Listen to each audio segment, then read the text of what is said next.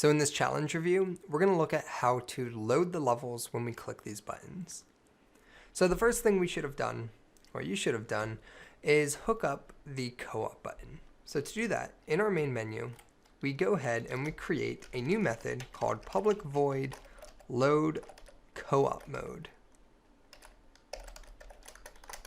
And we'll add a debug.log in here for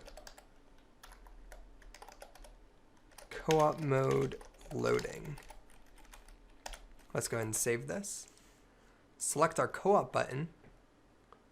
Go down to the on click. We're going to add a new event. The object is canvas. The function we're looking for is on the main menu. And we're looking for load co-op mode.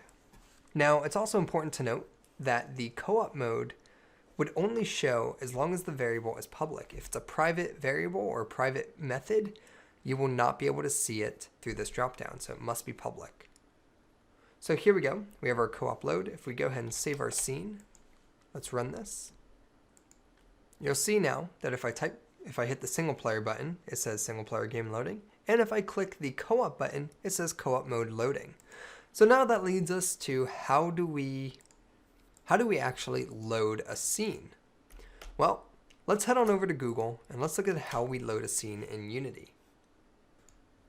Search for how to load a scene in Unity. So, how to load a scene in Unity.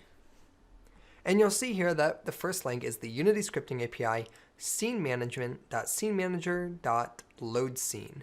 Now it's okay if that doesn't make sense to you. Maybe it doesn't make sense to me either. Let's read this and figure out how to use it. So here, loads the scene by its name or index in build settings. In most cases, to avoid pauses or performance hiccups while loading, you should use the asynchronous version of this command, which is load scene async. Now this here doesn't apply to us. It's for more intermediate type games and intermediate type topics. So what I'm interested in now is going down to the code description.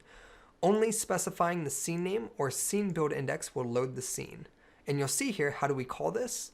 Scene manager.loadScene, and then here, the name of the scene, and then you can choose if it's an additive scene or not. Additive will basically, if you have multiple levels, you can load levels as like parts at a time. So once again, though, we're not worried about anything with additive or any type of asynchronous work. We're just creating a simple load scene of our game. So what we're interested in though is the scene manager.loadScene. Now another thing to note here is how is he able to type scene manager? Well, the reason why is because he's using a namespace using UnityEngine.SceneManagement, which is a library to access scene loading capabilities in Unity. So let's hop back over to our code and let's go ahead and actually create this. So we know that the code we're interested in using is the scene manager.loadScene.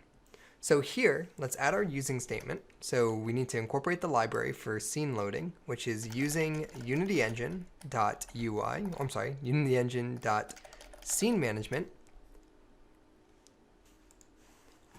And then we're looking for a method called scenemanager.loadScene. So for example here, I can say scenemanager.loadScene, and you'll see here I have a tooltip with 4 ideas in here. So I'm interested in the first one, which says load scene. I can load it by the index of the scene level, and I might not know what that is, but let's keep looking. Here we go. I can load the scene by a name, so string scene name. Because it's a string, I use the quotes, and then I can actually put the name of the scene. So if I head back into Unity here, under my scenes, what is the name of my scene? Well, it's single player. So I'm going to copy this, exactly how it's spelled here. I'm going to head back into our code, and we're going to go ahead and paste that in here. So now what we're doing is we're saying scene manager, we're going to load scene single player when we click the single player button. And same for the co-op.